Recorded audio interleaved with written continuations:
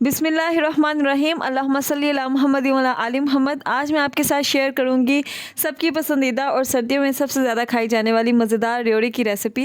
र्योड़ी जो होती है वो हम ज़्यादातर बाज़ार से ख़रीदते हैं, लेकिन आज मैं आपके साथ शेयर करूंगी इसकी आसान रेसिपी जिससे आप कड़क र्योड़ी घर पर तैयार कर सकते हैं। तो ये आप देख सकते हैं कि मैंने इसके लिए बहुत कम इंग्रेडिएंट लिए हैं। जितनी कम इसकी चीज़ें हैं उतनी ही आसान और झटपट इसकी रेसिपी है।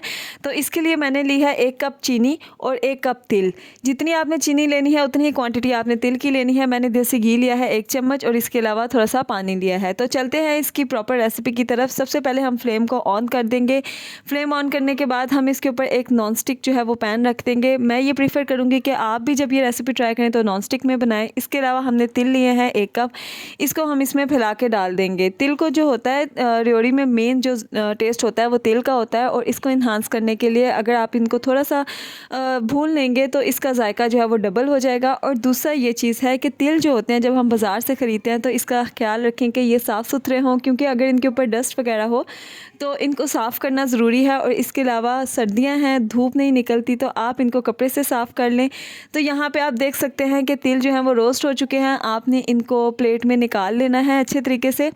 तो ये ना जैसे ही क्रिस्पी हो जाए ना थोड़े से, आपने इनको निकाल लेना है। आपने इनको ज़्यादा जलने नहीं देना। यहाँ पे आप देख सकते हैं इनकी लुक कि ये कितने ज़बरदस्त तरीके से रोस्ट हो चुके हैं। तो अब आपने क्या करना है, इसी पैन में 1 कप चीनी का डाल देना है। और ये रेसिपी जो है ये घर में जब आप तैयार करेंगे ना तो आपको किसी किस्म का डाउट नहीं होगा कि ये पता नहीं साफ़ तरीके से बनी है या नहीं, क्योंकि घर में जो चीज़ हम बनाते हैं वो हमेशा हाइजेनिक होती है और हेल्दी होती है। तो यहाँ पर हमने इसमें 2 से 3 टेबल स्पून पानी के डाल दिए हैं। अब ये है कि हमने लो टू मीडियम फ्लेम पे ना इसको पकाना है। और ये जो चीनी होती है ये मेल्ट होने में थोड़ा सा टाइम लेती है, अपना कलर चेंज करने में भी टाइम लेती है। तो आपने सब्र से बस इसमें स्पैचुला चलाते जाना है, इसको नीचे लगने नहीं देना। और दूसरा ये है कि इसका कलर चेंज होने तक आपने वेट करना है। यहाँ पे मैंने सिरका लिया है। आपने क्या करना है कि 1 टेबल स्पून सिरके का इसमें डाल देना है। आप इसकी बजाय 1 लीमू भी इस्तेमाल कर सकते हैं, आधा लीमू जो है वो इनफ होगा। अब इसका फ़ायदा ये होगा कि ये चीनी को जमने नहीं देगा और आपकी जो चीनी है वो अच्छे तरीके से तैयार हो जाएगी पक के। तो यहाँ पे आप देख सकते हैं कि चीनी का कलर जो है वो चेंज होना शुरू हो गया है। और ये आप 5 to 7 मिनट्स के बाद देखेंगे कि इसका कलर ख़ुद ही चेंज होना शुरू हो जाएगा। आपने फ्लेम को मीडियम टू लो रखना है। यहाँ पे आपने थोड़ा सा पानी लेना है कटोरी में और उसमें इसके 2 से 3 ड्रॉप्स डालने हैं। अब आपने चेक करना है कि जब आप इसमें से ये ड्रॉप्स निकालेंगे तो ये अच्छे तरीके से अगर जम जाएगा तो ये देख सकते हैं मैं आपको दिखा देती हूँ कि ये थोड़ी देर बाद ही बहुत सख्त हो जाएगा।